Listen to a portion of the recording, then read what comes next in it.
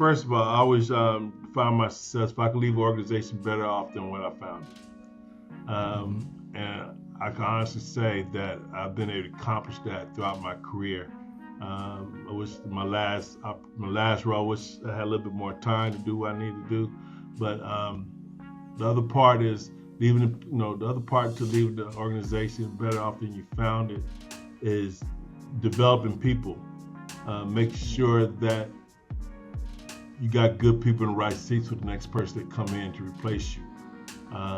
That I've invested in people, and people have grown because of my presence. So that and the experience of the frontline staff, I think they're the most important people. I try to be accessible to them. Try to understand and learn who they are and their aspirations. And then I try to share or connect them to someone or resources that help them on their journey. I love working with young people. I love to try to pour into them, man, because some people poured into me, man. I just love pouring into them, man.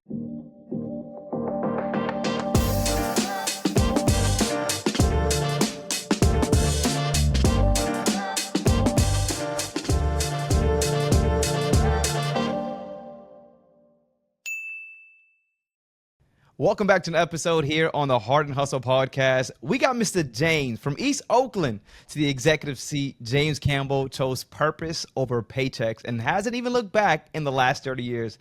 But it all really started with just a single question from a stranger at his past restaurant job. James, do you remember that question that maybe flipped your life upside down or maybe the other way, maybe right side up or something like that? Do you remember that question? It put me in balance with the universe.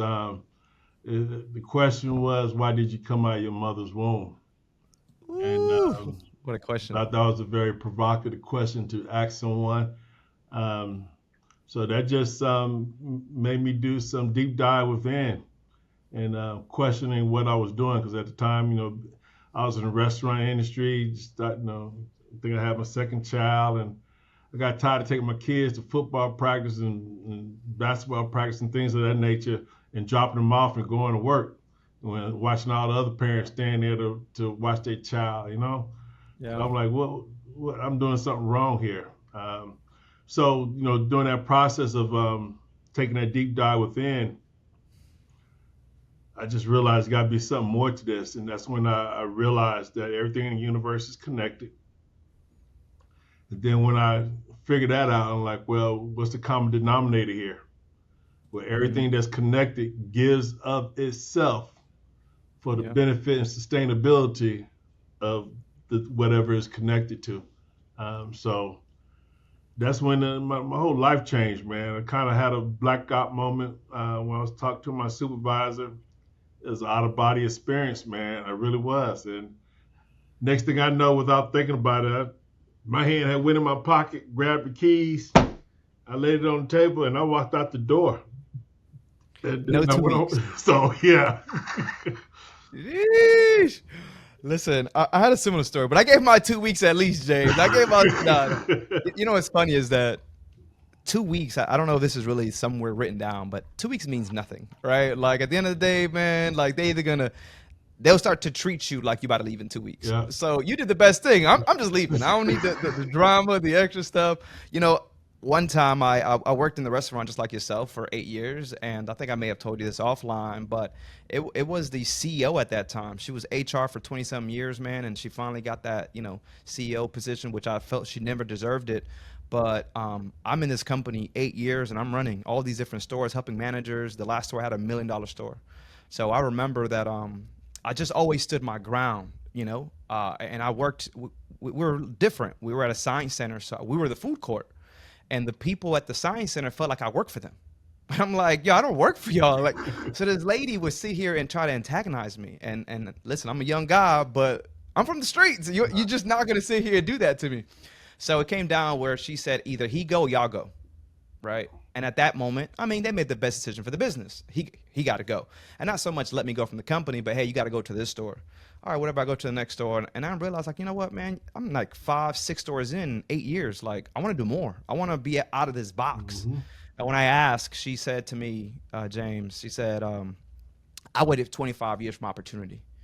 You have to wait for yours. And I'm thinking, like, man, every time you guys called upon me, I never said no. I left with so much PTO because I never took off. Like, I was just showing up, and I remember one time just praying. When she said that to me, that, like you said, life happens, man. Someone would say something in the most negative way sometimes, or just to question yourself. And when she said that to me, I prayed to God, man. And that moment, I see my supervisor. It's like 7:30 in the morning. The supervisor's walking to the door. I'm like, he never showed up this morning. I don't know. That's God's sign right there. He wanted to take a call. By the time he took a call, I had read my 2 weeks. He came back in. I didn't have this plan, man. It was just that I asked for God that morning a question, and God gave it to me. And I'm pretty sure, Dr. James, that it was also some of the things you'll probably have in conversations. Were you asking God to give me that sign? Yeah, man. He definitely gave me that sign.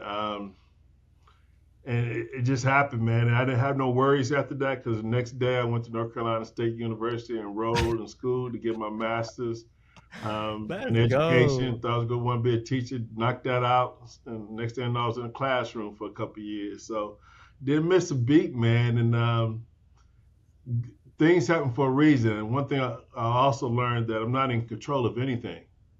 Yeah. All I could do is control myself and master myself. Yeah. And then the universe would take care of everything else. I got a question. What was some of the things you learned by taking the leap of faith? Like, was it strength in yourself? Was it what did you really learn about yourself? Well, just like what I said, man, I learned that I'm the master of me. You know what I'm saying? If I could master my desires, bad habits, my motivation, my planning, my discipline, and have a goal, have an aspirational vision to achieve something, and take the necessary steps to pursue those goals, that vision. Everything else, the universe is gonna take care of everything else, man. I'm a living witness to it, bro. Dr. J, I feel like when people take this, right, they want to take that leap, or they take that leap, myself included, the mind had to be right? What would you feel was the thing that you really had to work on to get you through these moments? Because I can imagine it wasn't a smooth sailing either. No. Life is a roller coaster. So I can imagine there was some imposter syndrome right there, and you think like, damn, did I do the right decision? Am I doing the right thing? What really did you have to work on to get through these moments and overcome? Well, one thing, just perseverance, man, and not allowing any barriers or naysayers prevent me from accomplishing what I want to accomplish for myself. Having a very supportive family is key. My wife and children was very supportive at that time, but just having a mindset that I'm going to do this. You know what I'm saying? Yeah. I knew what I wanted to accomplish. I had a vision for myself, and there was nothing that was going to stop me from pursuing that mission. I just had some trips and some falls along the way, but I just picked myself up, dust myself off, learn for a while, trip. I'm like, oh, there was a banana peel there. I know how to avoid the banana peel now. I recognize it, I learned that I also need to network with people, start building a different ecosystem around myself, because all I had was the restaurant industry, because that was my life, 60, 70 hours a week. I didn't know nothing else. I didn't have no friends, So I had to change that. So I had to get out and meet people.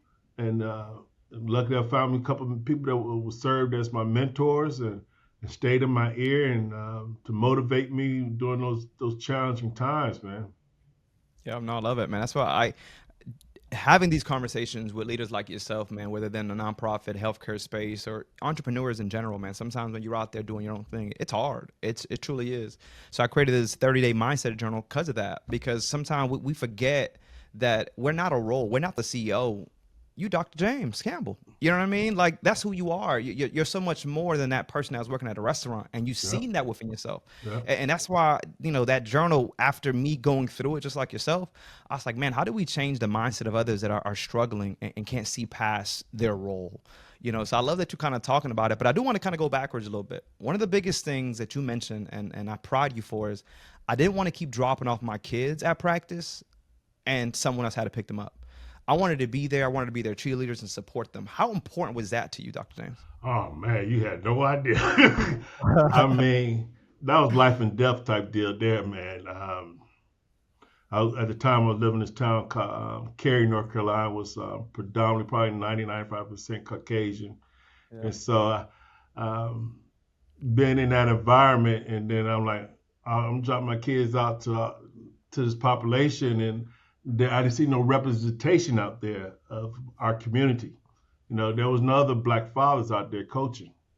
So after I left the restaurant business and enrolled at NC State, next thing I know, the following year I became a coach out there. I became one of the first African American coaches. Let's go. In that Pop Warner program. So that man, and I know we're gonna get there, but you talk about my being from East Oakland. I grew up with a single mom. And latchkey kid. My mom worked rotating shifts. One week she worked 7 to 3, next week 3 to 11, next week 11 p.m. to 7 a.m. So there was a lot of time I was by myself or with my buddies, and Mom had no idea where I was at or what I was doing. So reflecting on my experiences growing up in a single parent household, I didn't want my kids to have that. My wife had a similar experience, a single parent household. So together we said, hey, we're going to do this differently than how we experienced it. And so we was committed to being there for our kids. For example, none of my kids went to daycare, and the youngest one did, but guess what? My wife went there and got a job. So my kids never was alone until they actually went to kindergarten, first grade. And then what happened was, after my youngest son finished daycare and was ready to go to school, my wife went and got a job at the school. And we were going to be present for my children. I wasn't going to just hand them over to nobody, man. And it's paid dividends. So, yeah. Yeah, James, I agree, man. My wife's a stay-at-home mom and has been for 4 years. And I tell you what, when she asked me, I, like everyone, like you said, as a younger version of James, you had this idea of who you were going to be, right? And we got to be very mindful what we say out there because God is listening. Yep. But some of the things that show up in our lives, like, wait a minute, this is what I said when I was 10 years old. Like, God was listening. It's not on your time, it's on his time, right? So I love that you talk about that. So when my wife said, hey, I want to be a stay-at-home mom, first of all, I was broke. So I'm like, wait a minute. I was an entrepreneur, man. I was out here, taking really a leap of faith. And she said, man, I support you on your journeys because, I've opened a restaurant at that time. And I said, all right, I don't know how I'm going to do it, but God got us. Yeah. That's all I said. God got this. Yeah. She's been a stay-at-home mom now 4 years and counting, man. And I see the difference. People always praise, oh, my God, your daughter's so smart, your daughter this. But it's because mom's at home, and she's not your typical just let the kids do whatever. Right. She's teaching them. Yeah. She's pouring into them. And they get to see dad. Like right now, I'm ideally I'm at home, in my studio, but I can just walk out and my kids see me there. So it is really important. And I would ask you another question because a leader asked me this yesterday.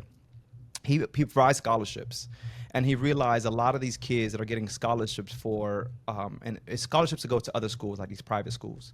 And he's like, a lot of these kids is single moms, single dads, grandma that just didn't have both mom and dad in the household. Mm-hmm.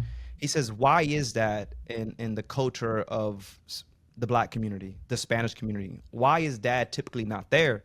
And to me, I said, I just felt like we didn't have good men that was seeing past themselves, and they only could do the best with what they knew. And once I heard that in my life, my mom told me that, and I was like, you know what, you're right. You did the best you could, what you knew. However, I learned so much from my dad, not even being present. So I'm not mad at it. Right. But why do you think, not so much now, I think the generations are kind of changing, but why do you think that our fathers weren't present? Wow, that's a loaded question.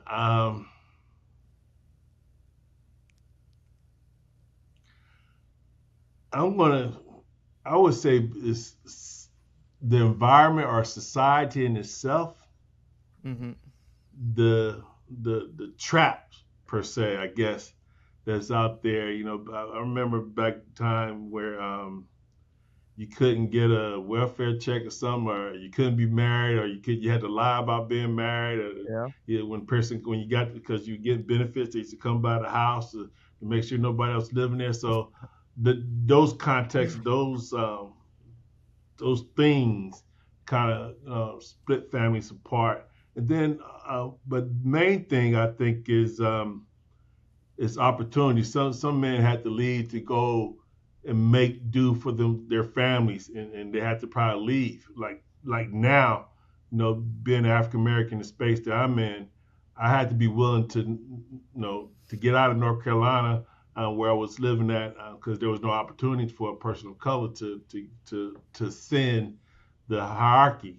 Um, so I had to move, and I miss my family. I miss being around my people. So I'm only assuming that there could be some situations like that in the past Yeah.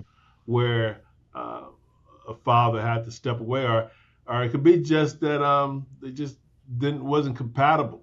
You know what I'm Mm-hmm. saying? The woman and the man just wasn't compatible, and they had to Yeah. move apart. My dad, he stayed in my life. He was in the Navy, so he was there when I most needed him. Though when I was a knucklehead wilding out in East Oakland and got in some serious trouble, and I'm like, oh my God. So next thing you know, my dad within 24 hours, he was somewhere out in the ocean. He walked up and he grabbed me by Check you real quick. he grabbed me by the collar and got my world right. So No, that's good, man. I also think, one thing I mentioned to him, I said, I think it was what I see, man, and it's so sad is that men, like you said, they're not compatible, but they can't let their egos go, yeah, right? So you won't let dad see, even though dad want to be dad, and you talking about dad, even though dad's probably a great man, yeah, but because, so I do see that, and both sides. I'm not going to sit and say that women do that to men do that to women yeah. as It's well, but both I've seen both that, both ways, both ways. yeah. So it's a little bit of that as well. People can't let their egos go and realize it's not about them. Yeah. And you know that, James, because now you're part of an organization and it's not about you, No, it's not about. right? What do you guys do at your organization? We help people, children and adults, intellectual development disabilities. Um, we seek to provide the supports to help them thrive, to enrich them, to help them gain independence, help them find employment, to support them in navigating the system per se, Hmm. how to get the resources they need for themselves.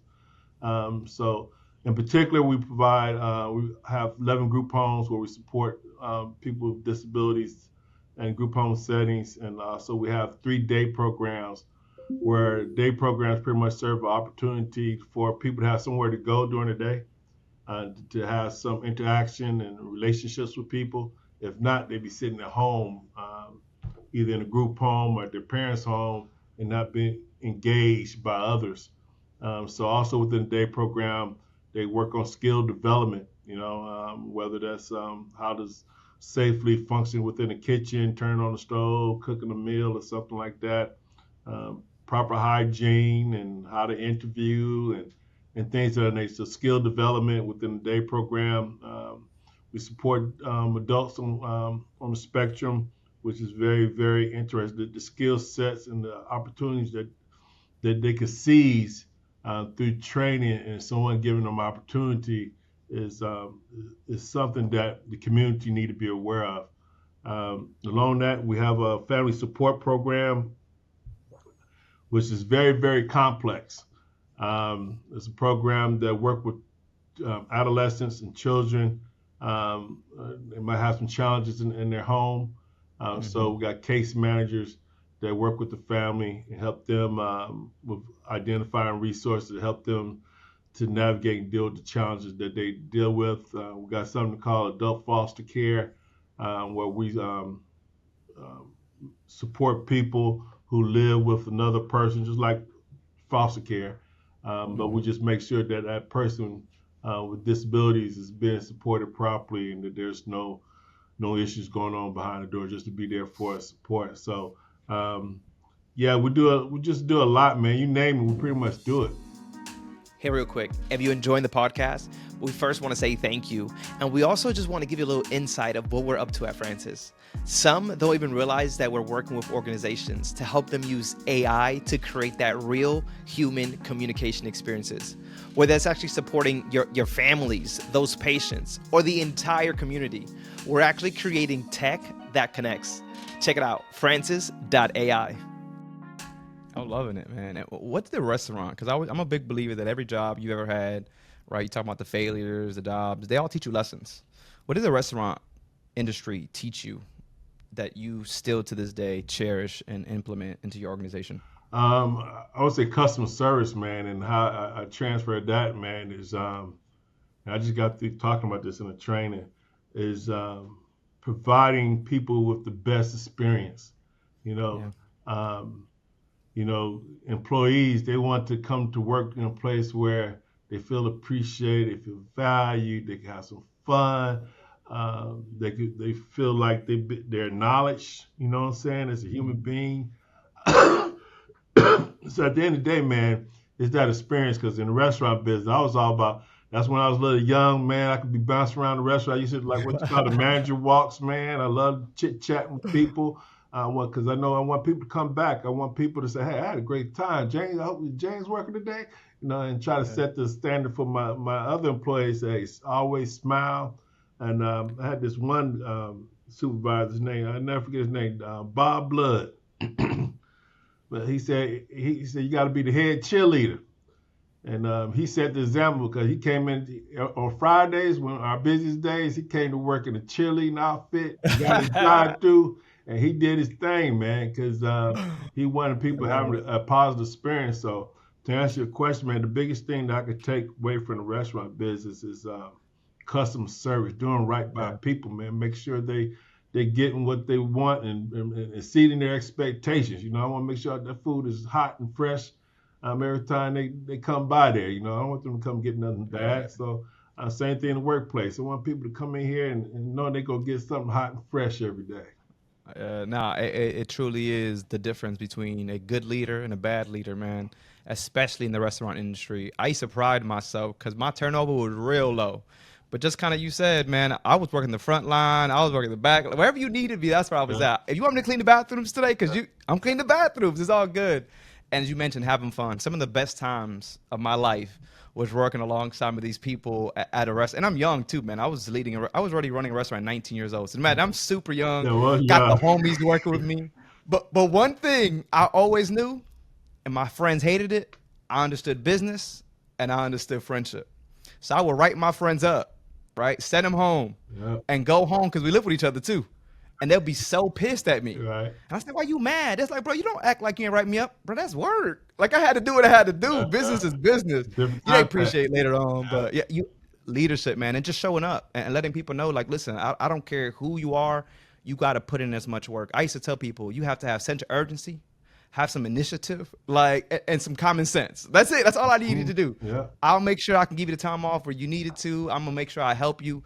And because I didn't have kids, I was in a relationship. Man, I used to do night visits. So I was sitting in the parking lot, just look right into the store, see what they do. They hang out. Like, oh, man. I was making some good bread because I was talking about labor, food costs. I'm watching every single moment of it. Man, so I was the guy that used to be doing big ketchup packet things that you could mount on the wall. We get to the bottom of that. I used to cut that bad boy and scrape it and put it in a jar. And food colors, man. I said, you get every last drop of that ketchup. Because it was about the bonus check, man. But that's when they're doing that every day, chasing that money, man. It got old. You know what, Dr. James? Huh? Even with the paychecks, I still make sure that I took out my people. I would take them out at Chipotle. I'll come by lunch for them. One time, because my store, I was in the science center, we closed at 5 o'clock. So it was easy for me to take the whole team out. So it was 10 of us. I'll take the team out, and whoever wanted to go, man, and we'll do, something at Fun Spot, and I'll pay for it. Why? Because once they see that you care, and you have a good leader. Someone recently asked me, a friend, he says, hey, Ephraim, I know you're doing workshops, man, and you helping, businesses. Firehouse, they're all franchise. He says, we're kind of struggling in some of the stores. They're not making sales. What do you think can help? I said, well, sometimes people put people in positions when they're not really Yeah, good for that position. yeah, So have you invested in them? Have you taught them how to be a leader? Great. Because man, like you said, if their leader's not good, the staff is going to show it, the experience is going to show it, and that's why the store is not doing good money. I was running a store in the hood that was getting ready to close down, Dr. James. hmm But I understood that because I was from there. That store from closing down, man, was the number one in that district. Why? Because I understood the experience, talking to people the way that they wanted to be, yeah, spoken to. yeah, Hey, how you doing? Getting there before they come in. You see them in the parking lot, their sandwich is done. yeah. It's an experience, you know what I'm saying, that they have. So they're gonna continue to come back. They can go anywhere to eat, but they know if I go there, it's gonna be a couple of minutes. I'm gonna have a good time. I'm gonna leave with energy. Yeah, yeah, yeah. So I love it, man, that you say you're bringing that into it. But in a world that feels disconnected more than ever, especially now with what's happening, politics, whatever that may look like, why do you think community first organizations like yours matter more than ever? Wow, man. That's something I've really resonated with. I started thinking about during the COVID pandemic. The value of essential workers, man. You know, Hmm. firefighters, nurses, the DSPs that work with people with disabilities, frontline people, man. The things they do, while everybody during the pandemic, while everybody was staying in their house, you had people out here that was working with people with disabilities out in the community. You had these nurses in the hospital every day taking care of people. So they need to be valued. They need to be appreciated because every one of us is going to need them at some point in time. And Yeah. so I forgot the question there, man. But All good. It was just how when you talk about being overlooked in the space that you're in, why does your organization actually make that difference? it's all about taking care of people, man, and just being there for people in a time of need. Because I always tell people we're a bump on the head away from needing support ourselves. People Hmm. don't think about the work we do or what it takes until they need it. Um, and nonprofits are unique because we don't set the price. The price is Hmm. set for us by the government, state, federal government. And it's not to our benefit at all time, no, at none of the time really. And it don't take in consideration of the cost of living, the mortgages, and uh, leases for properties that we own, and insurances going up, food costs going up, and all these price increases. But the funding that's provided, the cost of service is not aligned um, to help us to adapt to those increasing prices. Um, so it's important for the people in the community to understand that nonprofits are really doing the work that the government is supposed to be doing. Facts. That's at the end of the day, any textbook would tell you that. But they trying to do it on the cheap by having the nonprofit stuff. And now when they talking about Medicaid cuts, man, that's kind of disheartening, man. You're talking about cut somebody Medicaid, cut somebody's services, man, and they barely making ends meet now. Hmm. And then what impact they have on organizations? Some organizations might want to or have already closed or will close if our economy don't get straightened out, and which I don't have no hope for right now. I hope a miracle happen, but yeah, man, people in the community you really need to be strong advocates with people in our industry. People that they need Hmm. to try to educate themselves about their different nonprofits and become active to support them, whether through fundraising or volunteering, just or providing some kind of service that they may have.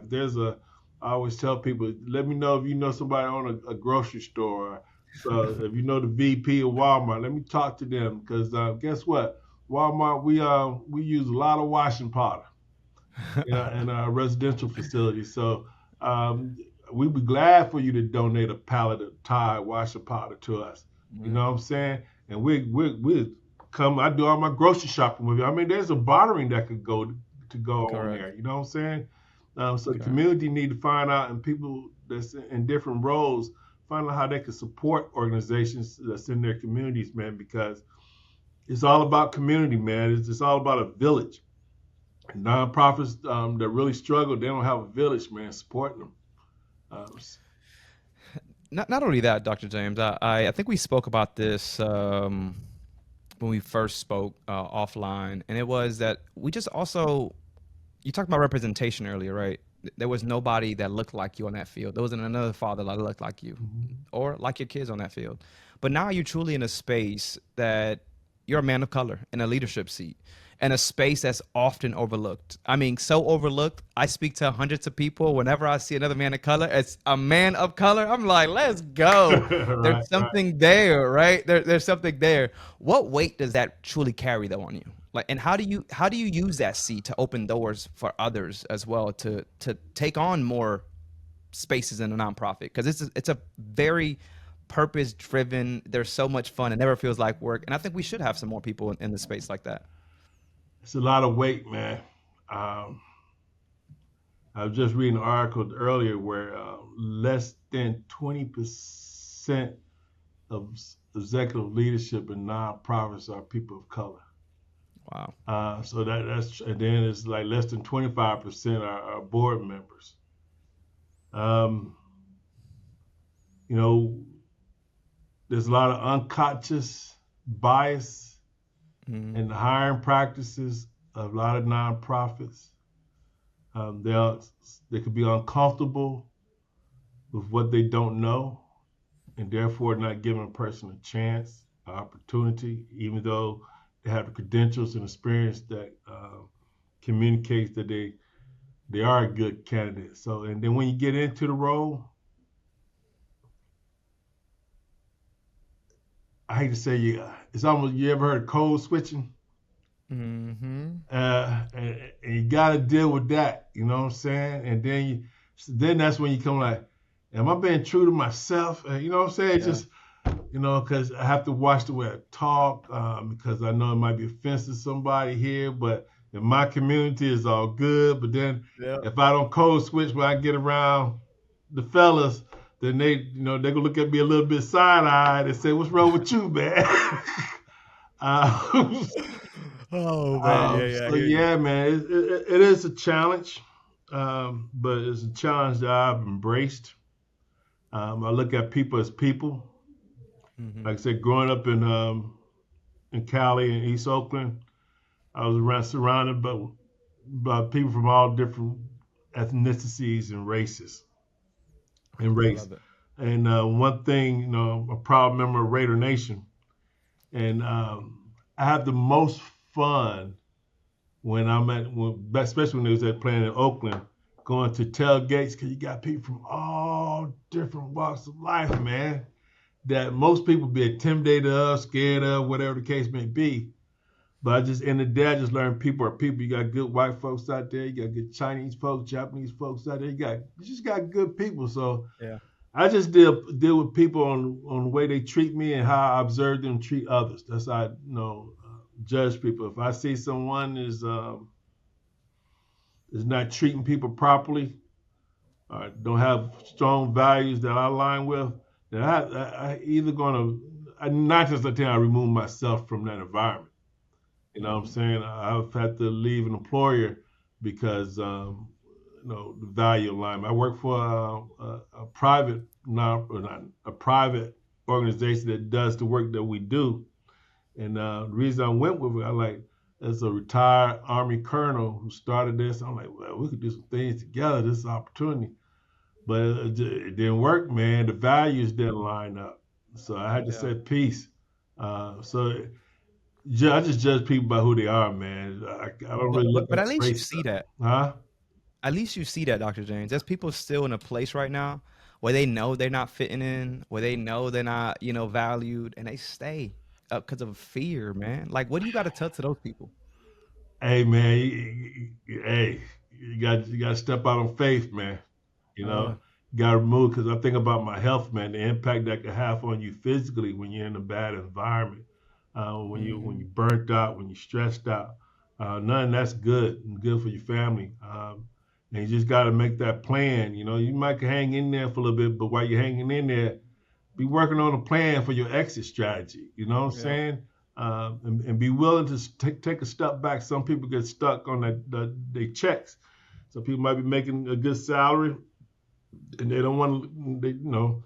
they don't lose that standard of living they might have. But Yep. I tell them people, man, I I don't want to say I came from nothing, but I didn't come from a lot. I go back eating bologna sandwiches and drink some red Kool-Aid. You Some know, ramen yeah, noodles. ramen noodles. I ain't stressing like that, man. You know what I'm saying? Yeah. One thing I learned from my background and history growing up in Oakland is perseverance. Everything's gonna be okay. Yeah. You know what I'm I saying? love it. I just remember I don't know why this thought came up, but I ain't gonna never forget from the days where somebody's power might be out. You see these cords running from one house to another. They hook somebody up with some Yeah. electricity, or somebody sharing cable stuff. So people gonna make things happen, man. You think about people I remember back in the day, people struggling with their rent and go get evicted. Next thing you know, there's a house. What they call them? Rent parties. Yep. You have a house party and people Yep. pay to get in, to get the food, whatever. And after a Friday night, come Saturday morning, they got their money to pay their rent, man. So things will work out. So I just trust the universe, man. Things will work out. And if we can speak to today's day people, it's like cut your Netflix. You know what I'm saying? Yeah. You don't need all these streaming Nope. services. Nope. Nope. You don't need to get your nails done, your hair done. And that's what people don't realize, man. Sometimes you got to make a sacrifice on the things that Yeah. truly. I mean, for me, man, there was times where I get a haircut every 2 weeks. I had to get a haircut every month because I just couldn't afford it every 2 weeks. Sometimes you really got to understand. Yes, it's a sacrifice, but on the other side of this, God is testing you. And if you could just sit here and have faith, you mentioned it, faith, you'll see the light at the end of the tunnel.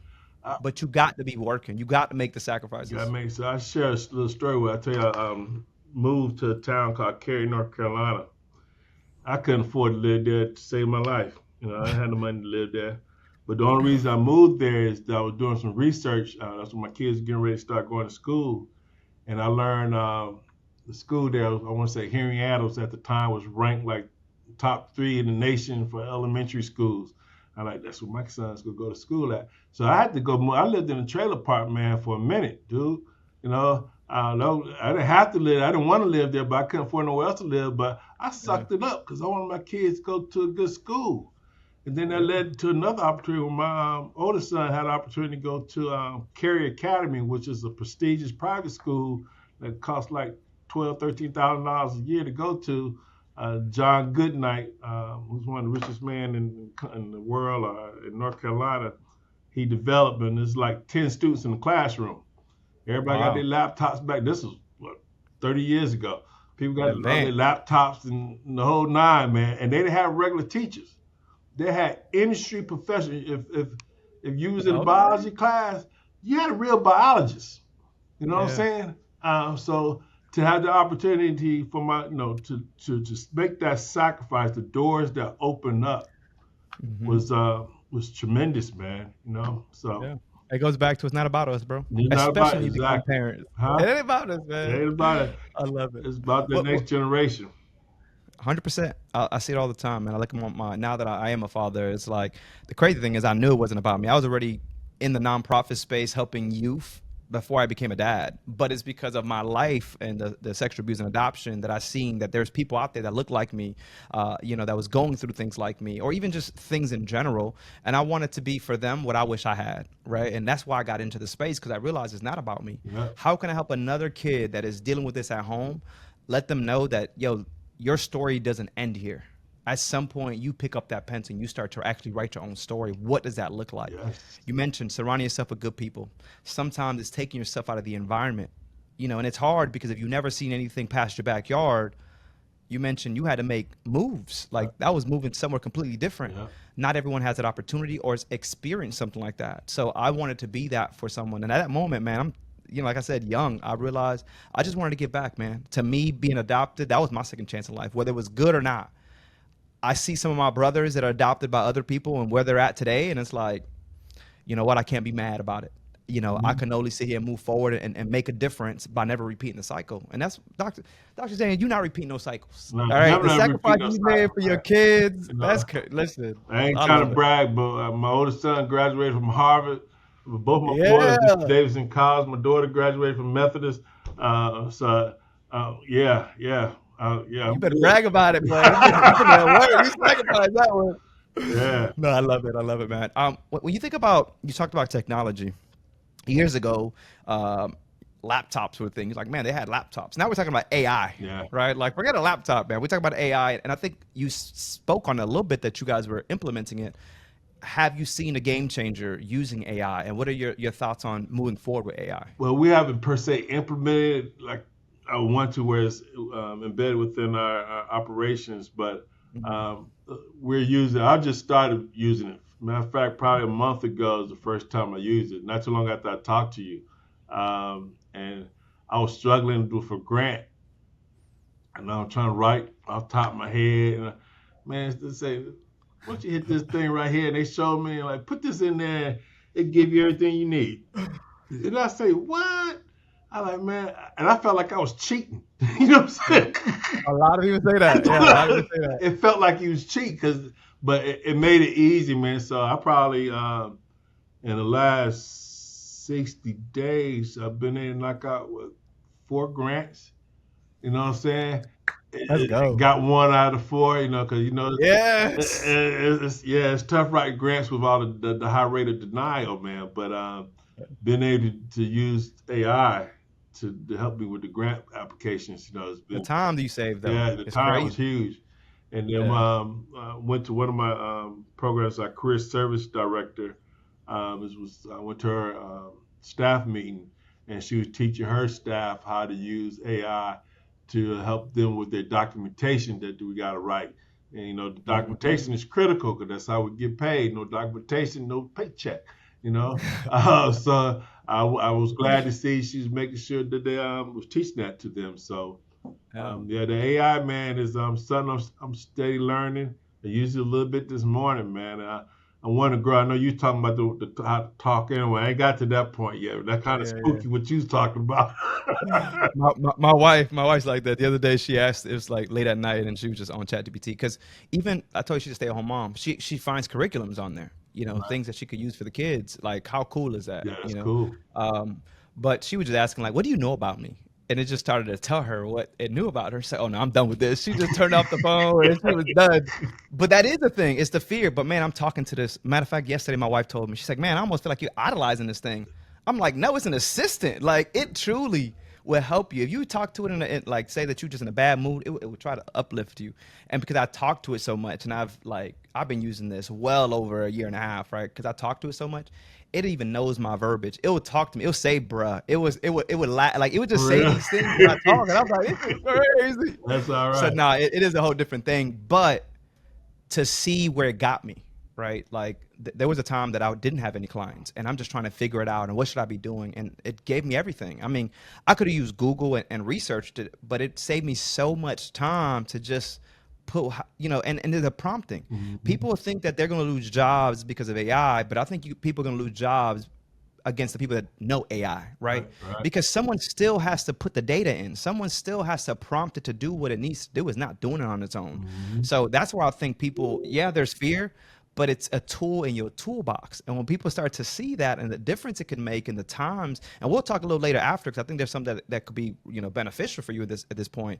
But yeah, AI, man, I love AI. But we'll talk about that another time, man, Yeah. because I could definitely get into the AI. I want to talk about leadership and legacy as we're finishing up here, man. You said before that leadership, it ain't about the titles, right? It's about the service. So when you actually look in the mirror today, how do you define success?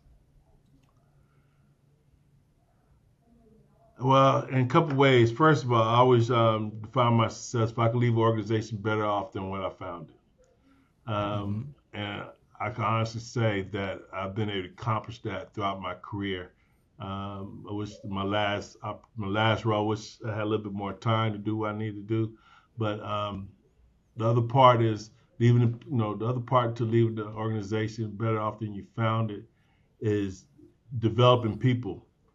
Make sure that you got good people in the right seats for the next person that come in to replace you. That I've invested in people, and people have grown because of my presence. Um, so that and the experience of the frontline staff, I think they're the most most important people. I try to be accessible to them, try to understand and learn who they are and their Mhm. aspirations. And then I try to share or connect them to someone or resources that help them on their journey. I love working with young people. I love to try to pour into them, man, because some people poured into me, man. I just love pouring into them, man. I had this young lady that was in our orientation class, and every orientation, the last day they have lunch with me, and so I Mhm. get to shoot the jive with them, and just talking to a young lady. She talking about she ready, she want to go get her master's. She looking at programs and yada yada yada. And so I had just met with this VP at this college, William James College here in Massachusetts. And I said, wow, they got a program you're just talking about. So I connected them to. You know what I'm saying? I don't know if that's gonna go anywhere, but it made me feel good that I had a resource to share with her. And I Yeah. wouldn't have shared that resource if I didn't have that conversation with her. You know what I'm Correct. saying? So having some kind of relationship with your staff and knowing who they are and try to meet them where they're at and try to let them know that I care about you more than Yeah. just being an employee. I want to see you Correct. grow. As a matter of fact, that's the name of the training I just did. There's a book called Great Leaders Grow that I recommend to any young person to read. It's just a book that you can't just sit and be content to become stagnant. You got to put yourself and challenge yourself if you want to grow. So, This has been a good conversation. I actually had a question for you, and then you even started to tap into us. I'm like, oh yeah, this is the question I definitely got to ask. And it was, as leaders, we tend to pour, pour, pour, pour. Who's pouring into you? my family, man, I got a good family. Good Lord, man, I got my dad, man. I just got good people around me, man. My wife, man, I've been married for 38 years. That's my ace boom coon, my ride and die, man. you She know, dealt with you for 38 years. You better not go nowhere, yeah. man.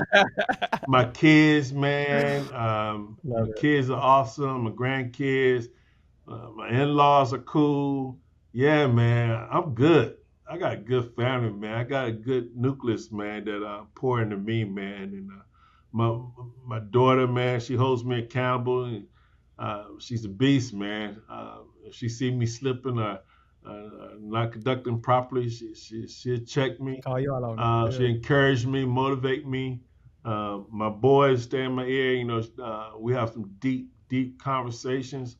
My youngest son, we share the same birthday, and so in February we went Cool. to Jamaica together. Was there just to chill and shoot the breeze. So got strong relationships with my family, man. Whew. If I had I them, love it. bruh. I love it. I see it. I love that. Listen, I, listen. I didn't have that growing up, but I'm definitely trying to implement that in my life. Right. yeah, I want my kids to say exactly what you're saying right now when they think about daddy. yeah, yeah. That's My so cool. family's pouring in me, man, and I pour in myself too. My big thing. I Mhm. love reading, man, and I took a good break off. I probably ain't really got into reading in over a year, but I just started reading. I'm reading. What was it Jim Dispreza, Becoming Supernatural? It Mhm. was a book on neuroscience, a little bit talking about how our thoughts influence our behavior and thinking and all that stuff. So I love reading stuff like that, learning about people, how the brain and mind work, man. So Do you journal? used to, and that's something I gotta pick back up. So nah, I haven't been Okay. actively doing that now. I like to say now, right now, I'm journaling in my head, and I journal with We music. all do. Yeah, you know what I'm Yeah. saying? Okay. Like I listen to music that's inspirational or have messages in them. Like Yeah. I don't know, Darren Waller, man. He used to play for the Raiders and play football, tight end. He's a beast on the football field, but I just got turned on. He's making music, man. And you gotta listen Okay. to his music. And then there's another guy named I want to say Dak. You gotta listen to his music 'cause it's talking to us, Yeah. talking to about our experiences, and it's just telling you, hang in there. Everything's gonna be all right, man. It's important, man. Listen, I love reggae. I love Yes, Afro beats. So I was listening to so much, especially when I took that leap of faith. And I was just telling somebody this. I said, what kept me, people, because he says, yo, Ephraim, you moving different. Was it the money? I said, nah, it was the mindset. it was me having to tell myself to never give up. I mean, my wife, I remember talking to my wife and she looked at me when I was like, hey, I don't got no money. What do you want me to do? Get a job? I didn't know I was going to work. Right. But she said, you didn't come this far to quit. Keep going. Right. So but the music, it truly is. You got to change what you're listening to. Because if you listen to all this rap and like, come on, man, it ain't working for you. You know what I mean? Right. So yeah, truly do believe it. And the only reason I said that, man, offline, we'll talk, but I want to send you a 30-day mindset reset journal, man. And I've created it for people just like us, the entrepreneurs, the creatives, because sometimes we get so caught up in our roles of who we are, that CEO, that owner. But in reality, man, you James. I said it, you James. So it's affirmations. It speaks to you. It's talking about an experience. When I wrote this and I put this together, it was an experience. And I don't even read. So it's funny that I created this journal. Right. But when you look at that, I'm a big affirmations. I'm a big ask questions. When I went to therapy and she just started asking me questions, and I'm just here like, I have all the answers. You know, this book, you have all the answers within you, but no one's asking you, or you're not asking yourself these questions. Yeah, I'm So I'm gonna have to get it to you, man. I'm a certified executive coach, man, and so I know the power of asking the right questions, man. Okay, so I'm passing it to you. I'll definitely go send it to you after we get offline. Man, listen, if people want to support the mission, what's the best way to actually do something that matters? I mean, and also just share with us your social media platforms, your website, so people know where to actually find you. Well, you can find Communitas on Facebook, communitasmassachusetts.org is our website, and I'm sure we're on Instagram as well.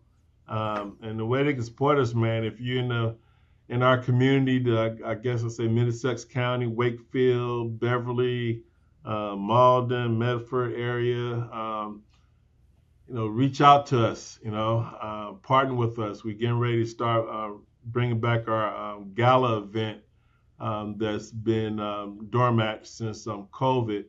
And so I'm going to be reaching out and try to get people in the community to help us to start planning. We're going to start in the fall to plan for fall of 26 to start the gala back. So I just ask anybody, man, reach out to your local nonprofits and see what they need, see how you can help, volunteer. Community, we have a walk coming up in June. I think it's June 21st. We use some volunteers to come out to the park and to just have some fun with our organization, man. It's not always about giving money. I'm not asking nobody for no money, but it will help. But your time and your investment, and come see what we do. And once you see what we do, you'll be willing to contribute some dollars. I love it, man. So right to the blind question as we run up on time here. Forget the past 30 years. What difference are you making tomorrow? What difference I'm making tomorrow? The difference I'm making tomorrow is inspiring people to be leaders, inspiring the young generations to step up, to inspire the young generation to lead us forward, man. And keep our value system intact, our human value systems intact. So that's the difference. That's how I try to move every day, man. Try to plant a seed every day with somebody. That's it, man. And what is your blind question to the next leader, James? My blind question would be, what does it mean to be human? And how can that be leveraged to be a good leader? Come on now, why you going so deep right now, James? Why you? I don't know. You might have to have another podcast because we could talk. We can go deep now. I'm saying, truly, we're way over our time, first of all. But I do feel that we could really kind of go on, man. I had so many questions, but I had to tone down the questions. But this is so good, and I thank you so much, James, for being a representation to people that look like us, right? And this is me talking to you, and some listeners may also say that same thing, but I'm happy that you taken a risk to go to a nonprofit where there's not a lot of people like yourself. And even though at times you may have got the side eye, you may have got people walk away because the color of your skin, but you never allowed that to be what stopped you, right? If anything, is what motivated you to continue to move forward, man. So I thank you so much for your time, James, for just never giving up, for being a good representation of what a dad looks like as well, a family man looks like. I learned so much from you today, James. And I really hope that everyone's listening today took the same values the gems that you dropped here today. And if you guys are enjoying these conversations, make sure you guys do share, make sure you guys do like, comment, because it's not about monetary. It's about getting the word out and allowing others to know that people like them actually exist and resources exist in your own communities. No doubt. Dr. James, has been a pleasure. Thank you so much for being on the Hart Hustle Podcast. We'll catch you guys All on the right. next one. Thank you, Efren. Take care, man.